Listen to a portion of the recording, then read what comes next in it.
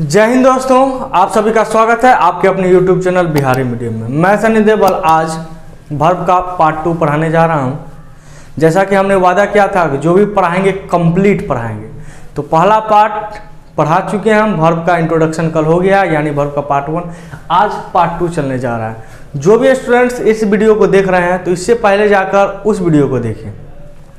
या तो आप जाइए बिहारी मीडियम सर्च करिए या English by Sunny sir search करिए। प्लेलिस्ट में जाकर कंप्लीट इंग्लिश नाम से एक प्लेलिस्ट बना होगा, वहाँ से देख लीजिए। या फिर ऊपर आई बटन दिखाई दे रहा होगा यहाँ पर मेरे उंगली के पास, वहाँ पर भी लिंक दे दिया गया, वहाँ से देख लीजिए। या डिस्क्रिप्शन बॉक्स में भी दिया गया है, तो वहाँ से भी आप लिंक प्रोवाइड कर गया है, वहाँ से देख लीजिए।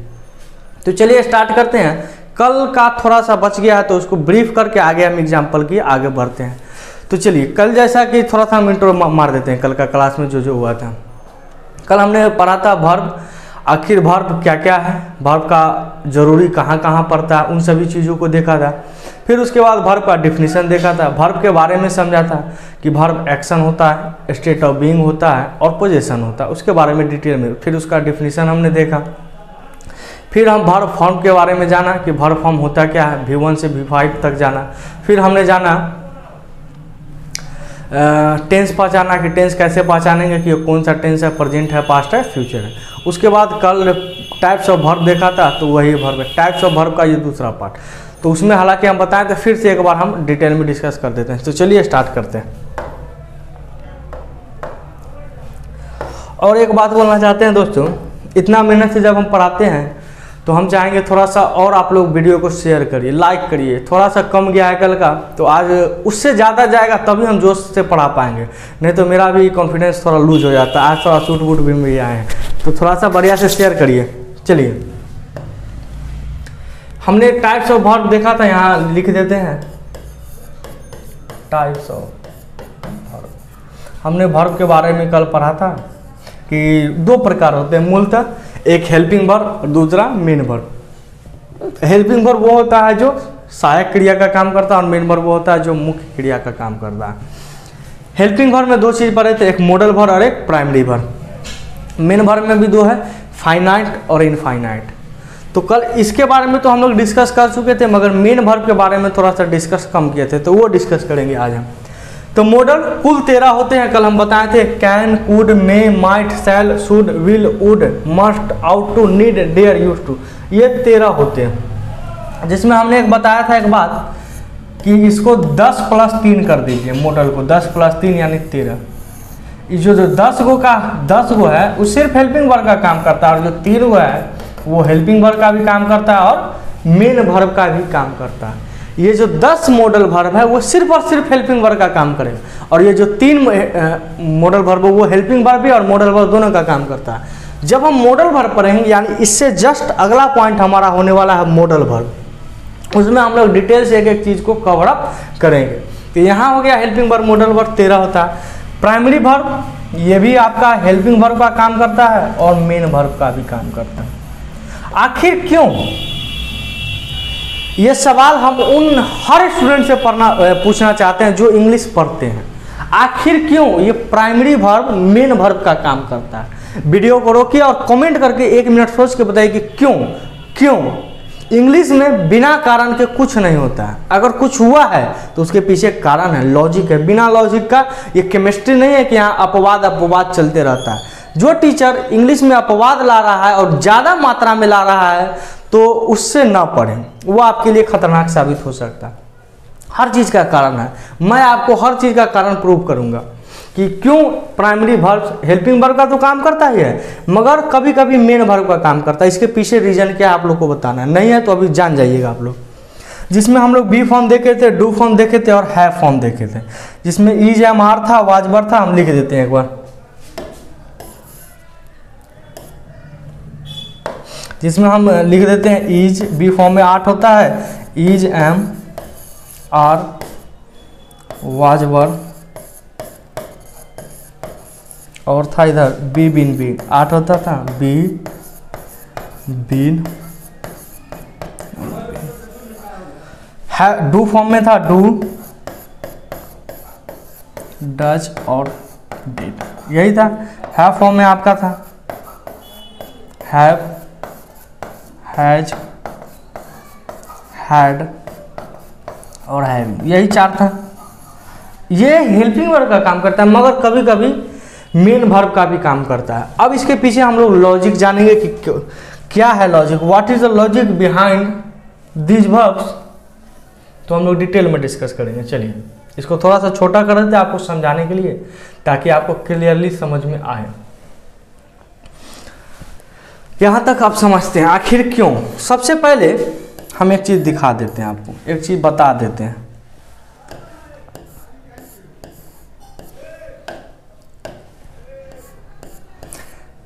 चलिए याद रखिएगा, इंग्लिश ग्रामर में बिना मेन वर्ब का कोई भी वाक्य नहीं बन सकता। दुनिया का जितना भी सेंटेंस आप देख रहे हैं, जितना भी सेंटेंस होता है, उसमें एक मेन वर्ब होना बहुत ही जरूरी है। अगर मेन वर्ब नहीं है तो इंग्लिश में कंप्लीट वाक्य नहीं हो सकता, कंप्लीट सेंटेंस नहीं हो सकता, भले ही उसमें ऑब्जेक्ट हो या ना हो। अब वर्ब आएगा तो सब्जेक्ट भी जरूरी है। इसका मतलब ये हुआ मेरे दोस्त कि हर वाक्य में, इंग्लिश के हर वाक्य में एक सब्जेक्ट जरूरी होता है और एक वर्ब जरूरी होता है। ऑब्जेक्ट हो भी सकता है, न भी हो सकता है। ये अपने दिमाग में बैठा लीजिए। अगर कोई वाक्य बना है, कोई भी वाक्य दुनिया का बना है, कोई भी वाक्य, तो उसमें एक मेन वर्ब होगा। क्या होगा? मेन वर्ब होगा। तो हम लिख देते हैं A sentence has always a main verb। इसका हिंदी भी लिख देते हैं, चाहे हिंदी समझ जाइएगा आप लोग। एक सेंटेंस के पास हमेशा एक मेन वर्ब होता है। एक, हमने बोला एक, तो सिर्फ एक, दो नहीं हो सकता है। एक म्यान में दो तलवार नहीं रह सकता है। उसी तरीका एक जंगल में दो शेर हो सकता है, मगर राजा एक ही होगा। इसी तरीका से एक वाक्य में दो वर्ब हो सकता है, मगर मेन वर्ब सिर्फ एक ही होगा। दो मेन वर्ब कभी नहीं हो सकता। भले ही वो हेल्पिंग वर्ब का काम कर सकता है, चलेगा, मगर मेन वर्ब सिर्फ और सिर्फ एक ही होगा, सिर्फ और सिर्फ एक ही होगा। जैसे एक जंगल में शेर बहुत होता है, एक जंगल में शेर बहुत होता है, मगर राजा सिर्फ एक होता है। जस्ट लाइक उसी तरीका से अगर कोई सेंटेंस बना तो उसमें एक ही मेन वर्ब होगा। यहाँ पर हो गया क्लियर कि एक सेंटेंस में एक ही मेन वर्ब होगा। इसका जवाब अभी मिलेगा कि हेल्पिंग वर्ब और मेन वर्ब का भी काम करता है। इसका जवाब हम एग्जाम्पल में देखेंगे। ये हेल्पिंग वर्ब का कहानी यहाँ तक आपको समझ में आ गया होगा। अब थोड़ा सा मेन वर्ब का कहानी पर हम लोग फोकस करते हैं, थोड़ा इसका जूम करते हैं ताकि आपको समझ में आए आसानी से। क्लियर है? दिखाई दे रहा है? कमेंट करके बताइए। चलिए main verb, main verb, helping verb के बारे में हम लोगों ने समझ लिया। एक एक पॉइंट आगे डिस्कस करेंगे। मेन वर्ब को समझते हैं। मेन वर्ब में भी दो प्रकार होता है, एक फाइनाइट वर्ब मेरे दोस्त, और एक दूसरा नॉन फाइनाइट वर्ब। समझते हैं, इसको समझना मुश्किल नहीं, बस फाइनाइट इनफाइनाइट का मीनिंग समझ लीजिए, समझ में आ जाए।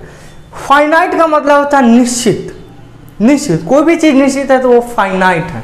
और नॉन लग गया, जिस भी शब्द के आगे नॉन लग जाए, NON, वो शब्द उस शब्द को उल्टा बना देता है, वो शब्द उस शब्द को विपरीत बना देता है। फाइनाइट माने निश्चित, और नॉन लग गया था अनिश्चित, जो अनिश्चित हो, और फाइनाइट का मतलब निश्चित। बस इसी से आप समझ जाइए फाइनाइट इनफाइनाइट का केस। हम अगर आपको बोले मेरे दोस्त कि हमको किलो चाहिए, हमको किलो चाहिए, किलो चाहिए, तो आप किलो का कोई भी बटखारा वजन उठा को तो नहीं दे देंगे। आप जरूर हमसे सवाल करिएगा कि क्या किलो, 1 किलो, 2 किलो, 200 ग्राम, 250 ग्राम, 5 किलो, 10 किलो, 50 किलो, 100 किलो पूछिएगा। तो आप उसको क्यों पूछे? आप उसको निश्चित बनाने के लिए पूछे कि हाँ भाई, एक निश्चित तय वजन को मेरे पास लाया जाए, एक निश्चित वजन को हम आपको दे सके। बस यही होता है फाइनाइट वर्ब। फाइनाइट कहने का मतलब ये निश्चित होता है। हम अगर सिंगुलर है, इंग्लिश ग्रामर में ऐसे समझ सकते हैं, अगर हम एक हैं, अगर हम सिंगुलर है तो मेरे साथ आने वाला वर्ब भी सिंगुलर होगा। अगर हम प्लुरल है तो मेरे साथ आने वाला वर्ब भी प्लुरल होगा। अभी हमने बताया कि एक सेंटेंस बिना मेन वर्ब का हो ही नहीं सकता। तो एक वर्ब चाहिए, वर्ब किसके लिए चाहिए? सब्जेक्ट के लिए चाहिए। Subject plus verb. एक सेंटेंस में एक सब्जेक्ट चाहिए और एक वर्ब चाहिए। एक सेंटेंस में एक सब्जेक्ट और वर्ब। अगर सब्जेक्ट सिंगुलर तो वर्ब प्लूरल, सॉरी, अगर सब्जेक्ट सिंगुलर तो वर्ब भी सिंगुलर, अगर सब्जेक्ट प्लूरल तो वर्ब भी प्लूरल। यहाँ तक आप लोग को समझ में आ गया होगा। अब इसका कहने का मतलब कि जो जैसा है उसका शादी उसी तरीका से होगा। मान के चलिए अब परंपरा बदल रहा है, मगर अभी से थोड़ा सा बैक परंपरा में जाए तो जो जैसा कास्ट का होता है, हम ऑफलाइन में भी इस बात का डिस्कस करते हैं कि जो जैसा कास्ट का होता है जनरली उसका शादी उसी कास्ट में होता है। जैसे अगर आप राजपूत तो आपका शादी संभवतः 90% चांस है कि शादी उसी कास्ट में। हाँ, भले ही आप इधर उधर या अभी के ज़माना को इधर उधर करके आप बदल सकते हैं, अब पॉसिबल है, क्योंकि अब उतना मायने रखा था नहीं। कास्टिज्म हमारे इंडिया में लगभग अब ख़त्म ही पहले था। तो यही बात है, जो जैसा है, हम जो इस कास्ट के, हम मुसलमान हैं तो मेरा भी शादी मुसलमान में होने की संभावना ज़्यादा है। इसका हम ये सिर्फ समझाने के लिए लिए, इसको दिल पर नहीं किसी भी स्टूडेंट से लेना। हम ऑफलाइन में भी डिस्कस करते हैं। तो इसका मतलब ये हो कि जैसा जो है उसका शादी उसी तरीके से होगी। यानी जैसा सब्जेक्ट हम हैं, जैसा सिंगुलर है, सिंगुलर कहने का मतलब सिर्फ एक कलम मार्कर दिखाई दे रहा होगा, एक है तो ये सिंगुलर है। और एक से ज़्यादा हो गया यानी 1.5 हो गया, 2 हो गया, 2.5 हो गया, 3 हो गया, 5 हो गया, 10 हो गया, 50 हो गया, उससे कोई फर्क नहीं पड़ता, बस वो होना चाहिए एक से ज़्यादा, तो वो प्लूरल। तो अगर सिंगुलर तो वर्ब भी सिंगुलर, सब्जेक्ट प्लूरल तो प्लूरल। अभी सिंगुलर प्लूरल के बारे में हम डिस्कस नहीं, बस समझा देते हैं कि ये किसके लिए। फाइनाइट यही हो गया, निश्चित बनाता है। निश्चित करने का मतलब अकॉर्डिंग टू सब्जेक्ट। सीधा सा इसको सिंपल भाषा में हम अगर समझाएं तो हम इसको यहाँ पर लिख देते हैं।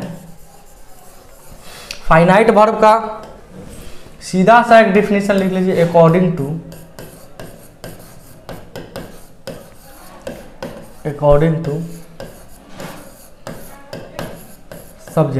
सब्जेक्ट के अकॉर्डिंग। यानी जो उस व्यक्ति, उस काम को करने वाला व्यक्ति अगर सिंगुलर है तो वर्ब भी उसी के अकॉर्डिंग हम सिंगुलर बना देते हैं, अगर प्लूरल है तो उसी के अकॉर्डिंग हम प्लूरल बना देते हैं। बस फाइनाइट यही होता है। और नॉन फाइनाइट सीधा सा बात है कि उसको सिंगुलर और प्लूरल से कोई फर्क नहीं पड़ेगा, चाहे आप सिंगुलर आइए चाहे आप प्लूरल आइए, हमको उससे कोई मतलब नहीं है, हमको उससे कोई समस्या नहीं। हम अपना अस्थायी रहेंगे, हम किसी के लिए भी नहीं बदलेंगे। अब जैसे हो गया, हम टीचर हैं तो मेरे सामने गार्जियन आए, स्टूडेंट्स आए, या लड़का आए या लड़की, हम सबके लिए बराबर हैं, हम सबके लिए एक ही हैं। तो हम नॉन फाइनाइट, हम किसी के लिए बदलेंगे नहीं, बदलने वाले इंसान नहीं हैं, हम किसी के लिए नहीं बदल सकते हैं, तो वो नॉन फाइनाइट। हम निश्चित हैं, हम हालांकि ये निश्चित नहीं, अनिश्चित, मगर अनिश्चित में भी निश्चित है कि हम किसी के लिए नहीं बदलेंगे, हम किसी के लिए नहीं बदलेंगे। तो नॉन फाइनाइट का उसको सब्जेक्ट से कोई मतलब नहीं होता। Finite according to subject, subject के अकॉर्डिंग चलता है। नॉन फाइनाइट सब्जेक्ट के अकॉर्डिंग नहीं चलता, इसको सब्जेक्ट से कोई मतलब नहीं होता। अब फाइनाइट में भी एक होता है ट्रांजिटिव, एक होता है इनट्रांजिटिव। इन्फिनिटिव, जिरंट, पार्टिसिपल, ये पार्ट है। अब हम लोग नेक्स्ट जो क्लास होगा वो क्लास चलेगा, आपका नेक्स्ट वीडियो आएगा मॉडल का, उसके बाद फाइनाइट वर्ब का, उसके बाद ये नॉन फाइनाइट वर्ब का। तो यहाँ तक उम्मीद है आप लोगों को समझ में आ गया होगा। एक एक पॉइंट हम क्या आपको समझाना चाह रहे हैं और क्या समझे आप।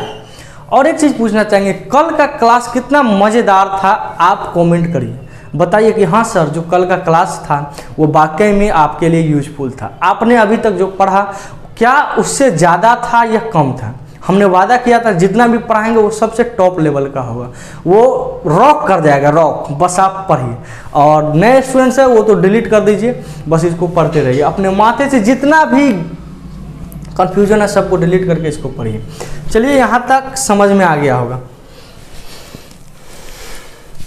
इसको थोड़ा सा हम लिख देते हैं, थोड़ा सा इसमें और एक्स्ट्रा एडिट कर देते हैं। देखिए हमने क्या लिखा था, एक वाक्य में a sentence has always a main verb, एक सेंटेंस के पास हमेशा एक मेन वर्ब रहेगा।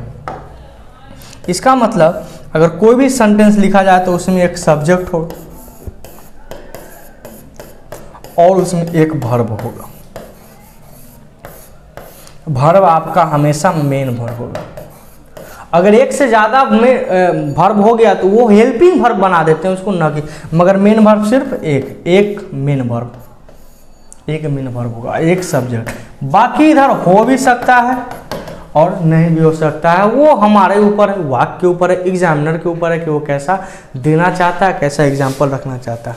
तो इसको नोटबुक में लिख लीजिए, और जिसको भी इसके पेज चाहिए, हम बोर्ड पर क्या लिख रहे हैं वो कमेंट करके बता दे कि सर हमें चाहिए, तो हम उसको प्रोवाइड करें। क्योंकि कल बना दिए थे, कोई नहीं डिमांड किया तो कमेंट नहीं किया, हम नहीं दिए। जब तक आप मांगिएगा नहीं, हम नहीं देंगे।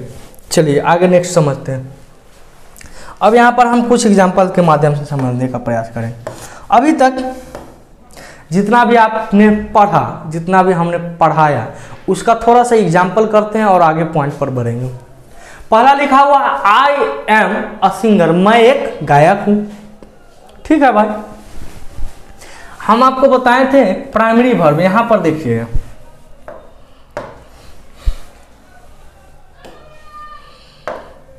हमने आपको पढ़ाया था प्राइमरी वर्ब। तो ये एम नजर आ रहा होगा, इज प्राइमरी वर्ब में बी का फॉर्म था is, am are, was were, be been, being.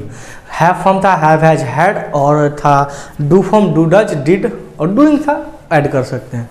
तो ये एम, ये जो एम है ये प्राइमरी वर्ब है, होता तो हेल्पिंग वर्ब है। मान के चलिए ये हेल्पिंग वर्ब है, क्योंकि हमने पढ़ा है कि जो भी प्राइमरी वर्ब वो हेल्पिंग वर्ब है। मगर हम बोले आई एम अ सिंगर में ढूंढने का प्रयास करिए कि बिना मेन वर्ब का कोई वाक्य बनता नहीं है। तो इसमें मेन वर्ब होना चाहिए, होना चाहिए कि नहीं होना चाहिए? एकदम होना चाहिए। अब बताइए, बिना मेन वर्ब का कोई वाक्य बना है? नहीं। इसका मतलब ये वाक्य गलत है। बचपन से पढ़े मैं एक गायक हूँ, आई एम अ सिंगर, तो ये वाक्य गलत नहीं है। ये हेल्पिंग वर्ब यहाँ पर मेन वर्ब का काम करता है। किस चीज़ का काम करता है? मेन वर्ब का। हम ऑफलाइन का एक एग्जाम्पल आपके सामने लेना पसंद करेंगे। मान के चलिए आप दुकान वगैरह में जाते होंगे, दोपहर वगैरह में दुकान पर जाते होंगे, उस समय मालिक नहीं रहता है जनरली गर्मियों के दिन में, या आप उस टाइम में जाइए जिस समय मालिक वहाँ पर नहीं रहता है, वहाँ पर स्टाफ रहता है। तो वो स्टाफ ऐसा बिहेव करेगा, लगता है अगर आप उससे बात करिए या उससे आप ट्रीट करने जाइए तो वो लगेगा हम खुद मालिक के, हम खुद मालिक है, हम वो मालिक की तरह बिहेव करता है। मगर वो मालिक एक्चुअल में होता नहीं है, मालिक एक्चुअल में होता नहीं है। मालिक जब शाम को फिर आता है तो माई बाप प्रणाम, आप अपना स्थान ग्रहण करिए, हम अपना स्थान ग्रहण करिए। तो वह पुनः हेल्पिंग वर्ब यानी पुनः सहायक, पुनः स्टाफ के रूप में आ जाता है। मगर जैसे ही मालिक दुकान से बाहर गया 10 मिनट के लिए तो वो अपने आप को मालिक समझने लगता है। वही हाल है ये हेल्पिंग वर्ब, प्राइमरी वर्ब का, प्राइमरी हेल्पिंग वर्ब का भी वही हाल है। होता है हेल्पिंग वर्ब है, मगर वाक्य में कोई मेन वर्ब न रहने की वजह से, कोई मुख्य क्रिया न रहने की वजह से वो खुद मालिक बन जाता है, वो खुद मेन वर्ब बन जाता है। मगर जैसे ही कोई वाक्य में, जैसे ही कोई वाक्य में, यहाँ पर नेक्स्ट एग्जांपल में देखेंगे कोई मेन वर्ब आ जाता है तो ये काम कर जाता है मेरे भाई हेल्पिंग वर्ब का। किस चीज़ का? हेल्पिंग वर्ब का काम करने लगता है। तो यही तरीका है, प्राइमरी वर्ब होता है हेल्पिंग वर्ब है, मगर वाक्य में, ध्यान से सुनिएगा मेरी शब्द को, अगर वाक्य में कोई मेन वर्ब न हो तो वो खुद मेन वर्ब बन जाता है, और जैसे ही कोई दूसरा मेन वर्ब वाक्य में आ जाता है तो वह पुनः हेल्पिंग वर्ब का काम करने लगता है। यही कॉन्सेप्ट है। चलिए अब इस एग्जाम्पल में समझते हैं। I am singing a song, मैं एक गाना गा रहा हूँ। तो ये आपका जनरली मेन वर्ब, ये हेल्पिंग वर्ब। हम तुमको निगाहों में, चलिए यहां पर देखिए, अब सवाल आया कि मेन वर्ब को पहचानेंगे कैसे गुरुदेव? मेन वर्ब को कैसे पहचानेंगे? कैसे?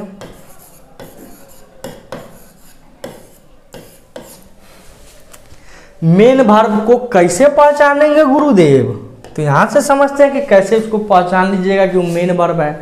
याद रखिएगा मेरे दोस्त, याद रखिएगा मेरे दोस्त, मेन वर्ब जनरली वही वर्ब होता है जिसका आप वर्ब का रूप बना सकते हैं। हम वर्ब का 5 रूप होता है, V1, V2, V3, V4 या ING फॉर्म या S या S, जिसको V5 भी बोलते हैं। जनरली V4 और V5 तक का तो सबका बन जाता है। तो आप प्रयास करिएगा वर्ब फॉर्म बनाने का, वर्ब फॉर्म बनाने का। अब वर्ब फॉर्म में जनरली V2 और V3 बनाने का प्रयास करिए। अगर V2 और V3 बन रहा है तो वो काम करेगा मेरे दोस्त मेन वर्ब का काम करता है। जैसे आप सिंग का अगर V2 और V3 बनाने का प्रयास करिएगा तो सिंग, सैंग, संग V2 V3 बनता है।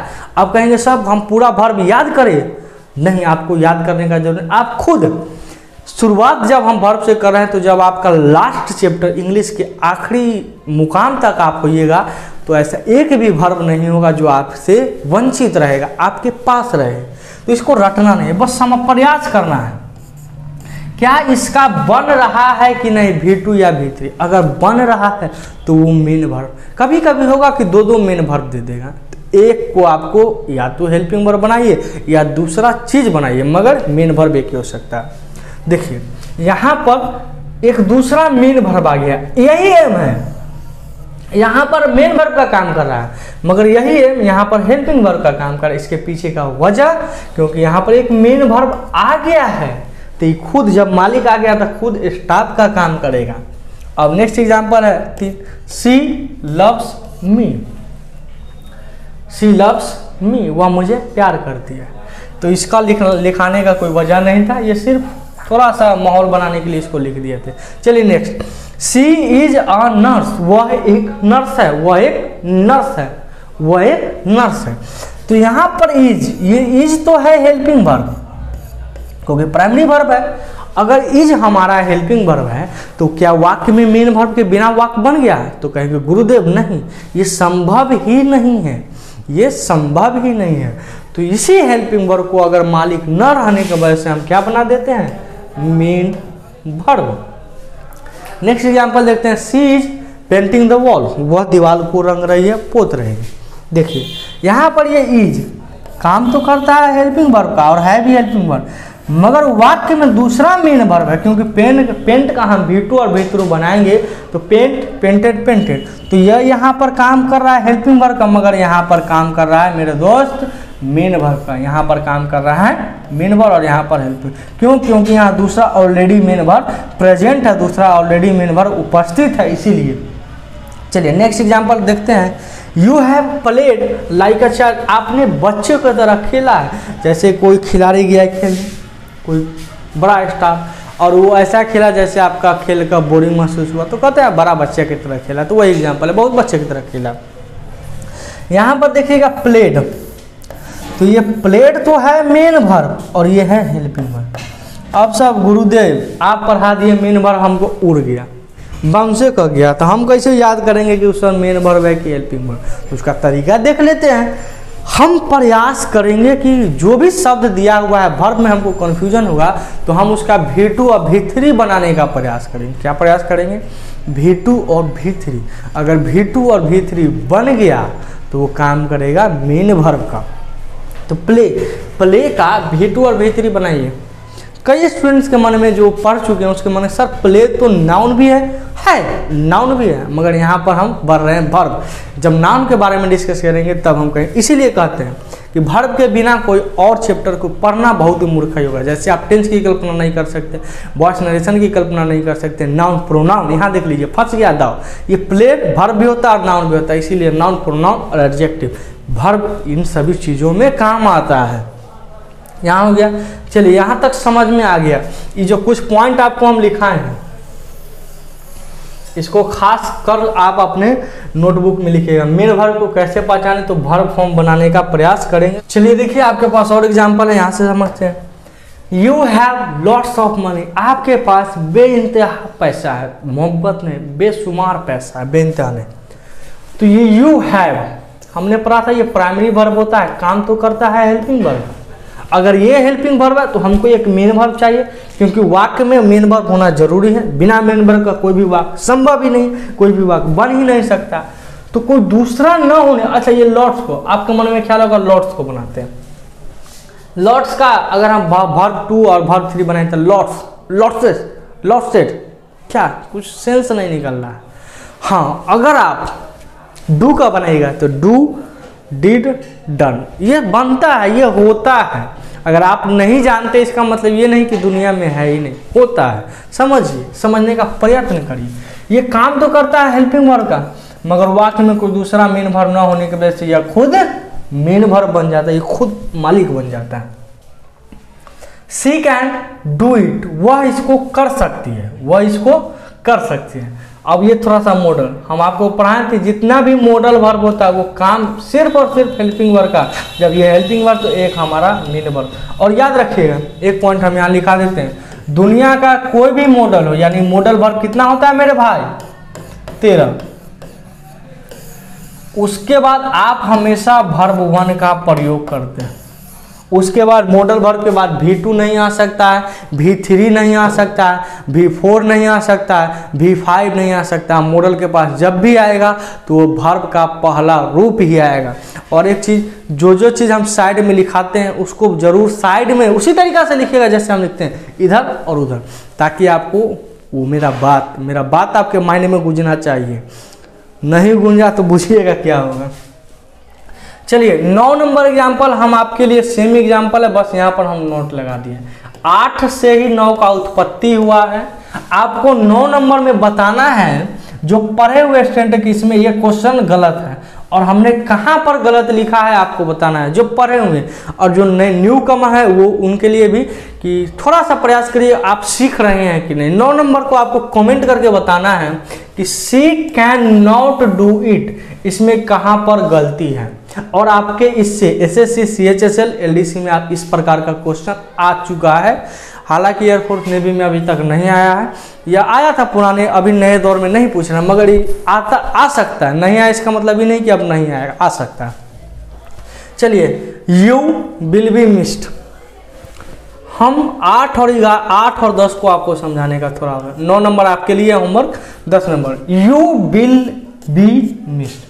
हमने बोला था कि किसी भी मॉडल के बाद वर्ब 1 आता है, वर्ब 3 का प्रयोग हो ही नहीं सकता। तो गुरुदेव आप यहाँ पर मिस्ड कैसे लिख दिए, तो उसके लिए गौर करिए। हमने विल के डायरेक्ट बाद नहीं लिखा है मिस्ड, हमको उसको वर्ब 3 लिखने के लिए एक बी जोड़ा गया है। क्या जोड़ा गया है? बी। डायरेक्टली मॉडल के बाद V1 के अलावा कोई नहीं आ सकता, मगर इनडायरेक्टली किसी और चीज़ को ऐड करके आप किसी और चीज़ का निर्माण कर सकते हैं। समझ में आ गया? उसी तरीका से you will succeed one day model है, ये शैल विल अब फ्यूचर नहीं समझ लेना है। देखिए ये विल है तो ये ऑफकोर्स फ्यूचर टेंस ही होगा, मगर ये मॉडल भी का भी काम करता है मेरे दोस्त। ये मॉडल भी है और ये टेंस कौन सा हो गया? फ्यूचर। 2 प्रकार का। देखिए टेंस, यहाँ टेंस का कल्पना, टेंस भी आप समझ में आ रहा है और मॉडल भी, यानी मॉडल पार्ट है वर्ब का और प्रेजेंट पास्ट और फ्यूचर ये पार्ट है टेंस का। तो दोनों चीज़ है, इसके बिना संभव नहीं है। यही बात हम हमेशा बोलते हैं। यहाँ पर ये विल आपका काम करता है हेल्पिंग वर्ब का, और ये सक्सीड काम करता है मेन वर्ब का। इस चीज़ को आप हमेशा ध्यान में रखिएगा, याद रखिएगा। देखिए नेक्स्ट एग्जांपल है they use to run across the field. अभी हम उस पर बात नहीं करेंगे। यहाँ पर देख लीजिए यूज टू है तो ये तो हो गया क्या मेरे भाई? मॉडल। और मॉडल के बाद आप हमेशा वर्ब 1, यानी ये जो रन है वो मेन वर्ब हो गया और यूज टू हेल्पिंग वर्ब। अब यही चीज़ हम अगर आपको टेंस में पढ़ा रहे होते हैं तो ये यूज्ड, जो ये यूज था वहाँ पर पास्ट का भी, पास्ट इंडेफिनिट का भी काम करता है। बस कैसे करता है उसका तरीका थोड़ा सा बदल जाएगा, वो चीज़ पढ़ेंगे हम लोग टेंस में। इसीलिए कहते हैं कि वर्ब के बिना कोई और चैप्टर की कल्पना भी मत करिएगा, आपके लिए हानिकारक है। नेक्स्ट एग्जाम्पल है they need to say something, उन्हें कुछ कहने की आवश्यकता है, कुछ कहने की ज़रूरत है। तो ये आपका रहा नीड और ये टू से। अब कहिएगा गुरुदेव हमने पढ़ाया था कि मॉडल के बाद वर्ब 1 का प्रयोग करते हैं। ठीक है सर, ये नीड आपका मॉडल है तो ये टू आपने लगा दिया और उसके बाद आपने V1 लिखा। ये कुछ पल्ले नहीं पड़ा, कुछ समझ में नहीं आया। तो हम आपको बताए थे कि मॉडल वर्ब 13 होता है, जिसमें एगो 10 और 3। ये जो 3 गो का कैटेगरी है ये सिर्फ मेन वर्ब का काम, सॉरी ये हेल्पिंग वर्ब और मेन वर्ब दोनों का काम करता है। और वो 3 है, लिखा देते हैं नीड, डेयर और यूज्ड। जब कभी भी आपके एग्जाम में ये 3 गो से क्वेश्चन आया नीड डेयर यूज टू, तो थोड़ा समझ जाइएगा, थोड़ा सा रुक जाइएगा, रुक के क्वेश्चन को डील करिएगा कि वो 3 गो में हेल्पिंग वर्ब का काम कर रहा है कि मेन वर्ब का काम कर रहा है। उसके बारे में हम लोग मॉडल में डिटेल से पढ़ेंगे। बस यहाँ समझ लीजिए ये नीड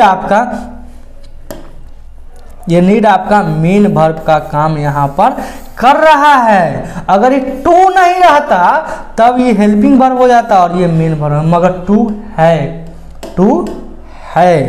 तो इसीलिए यहाँ पर ये हम इसके बारे में मॉडल वर्ब में पढ़ेंगे। बस यहाँ पर समझ लीजिए जब कभी भी आपके एग्जाम में नीड डेयर और यूज टू से सवाल आए, क्वेश्चन आए, तो थोड़ा रुकना है, सोचना है, समझना है, फिर उस क्वेश्चन को अटेम्प्ट करना, छोड़ना नहीं है। चलिए नेक्स्ट आगे की ओर समझते हैं कि आखिर हमारा क्या है। कुछ और एग्जाम्पल आपके एग्जाम के समझ को बढ़ाने के लिए ये एग्जाम्पल लिया गया है। कहा जाता है practice makes a man perfect. जितना ज़्यादा आप प्रैक्टिस कर पाइएगा, आपको कितना आता है नहीं आता इससे कोई फर्क नहीं पड़ता। अगर आप रेगुलर हैं, उस चीज़ पर कंसंट्रेट अपना बनाए हुए हैं, रेगुलरली कंसिस्टेंटली क्या बोला जाता है पता नहीं, उसको अगर रेगुलर बनाए हुए हैं तब आपका एक एक चीज़ कवर हो सकता है। भले ही आपके पास रूल है, वर्ड है या नहीं, बस रेगुलरिटी चाहिए। चलिए, दे नीड समथिंग, उन्हें कुछ चीज़ों की ज़रूरत है, ठीक है। जैसे ही नीड आया हम थोड़ा सा समझेंगे, क्योंकि हम बताए थे नीड हो, डेयर हो या यूज टू हो, ये भी मॉडल होता है, मगर जैसे ही इससे क्वेश्चन में सवाल आएगा आपको थोड़ा सा रुकना है, समझना है, तब आगे क्वेश्चन को बनाना है। इसको समझने के लिए हमको मॉडल वर्ब पूरा डिटेल में पढ़ना होगा, मॉडल वर्ब पढ़ना होगा। और कल का क्लास आप लोग मिस नहीं करिएगा, क्योंकि कल हम कंप्लीट मॉडल वर्ब पढ़ाएंगे। आज हमारा यहाँ तक एग्जाम्पल एक ख़त्म हो रहा है। कल एकदम मॉडल वर्ब का कैन का इस्तेमाल कहाँ कर पाइएगा आप, कुड का इस्तेमाल कहाँ कर पाइएगा, मे का प्रयोग कैसे किया जाता है, मे और माइट में क्या अंतर है, सैड फूड में क्या अंतर है, विल वुड में क्या अंतर है, उसके बारे में कल के क्लास में पढ़ेंगे। आज का क्लास में ये एग्जाम्पल को समझ ले, और उम्मीद है एक एक पॉइंट समझ में आ गया। जैसे ही नीड आ गया, जैसे ही नीड आ गया, जैसे ही नीड आ गया, जैसे ही नीड डेयर यूज्ड टू आ गया, तो हमको रुकना है, समझना है, तब आगे बढ़ना है, तब क्वेश्चन को डील करना है। तो हम आपके लिए एक होमवर्क देते हैं। क्या देते हैं? एक होमवर्क देते हैं। एक होमवर्क देते हैं आप 14, 15, 16, 17 और एक 9 नंबर क्वेश्चन, 9 था, देख लिया जाए। एक आपका, हाँ, ये 9 नंबर क्वेश्चन और एक 14, 15, 16। इसके बारे में आपको कमेंट करके क्लास में जाना है, देखना और समझना है। बुक्स वगैरह जो भी आप कल्पना कर सकते हैं जिस भी राइटर का, उसको देखकर उसको बनाने का प्रयत्न करना है कि आखिर क्या बात है। नहीं, यहाँ तक आपका वर्ब का एक बेसिक सा कॉन्सेप्ट हमने क्लियर कर दिया। वर्ब के बारे में हमने समझाया कि वर्ब आखिर होता क्या है, उसको किस नाम से जाना जाता है, मगर कैसे कैसे होता है। वर्ब के बारे में हमने जाना, उसके बारे में, उसके बाद टाइप्स के बारे में जाना, हमने वर्ब फॉर्म के बारे में जाना, हमने टेंस को पहचानना सीखा कि आखिर टेंस होता क्या है, हमने टाइप्स ऑफ वर्ब पढ़ा जिसमें हेल्पिंग वर्ब, मेन वर्ब के बारे में कंप्लीटली पढ़ा, उसका डिटेल पढ़े। आज हमारा प्राइमरी वर्ब का कॉन्सेप्ट खत्म होता है। उम्मीद है दोस्तों यहाँ तक एक एक बात आपको समझ में आ गया। कुछ चीज़ हम जानते हैं अभी भी छूटा हुआ है, तो उसको अभी चैप्टर कंप्लीट नहीं हुआ, उसको धीरे धीरे कहाँ पर कौन सा तलवार कैसे चलाना है उसको हमको पता है। बस हम पर विश्वास रखिए, सब्र के साथ इस चैनल पर बने रहिए, शेयर करते रहिए। मिलते हैं हम लोग नेक्स्ट वीडियो में, तब तक आपका दिन शुभ हो। आप ठंड का मज़ा लेते रहिए। एक गाना है, इश्क और प्यार का मज़ा लीजिए, थोड़ा इंतज़ार का मज़ा लीजिए। तो थोड़ा इंतज़ार करिए, सब कुछ मिलेगा। धन्यवाद, मिलते हैं हम लोग नेक्स्ट वीडियो में।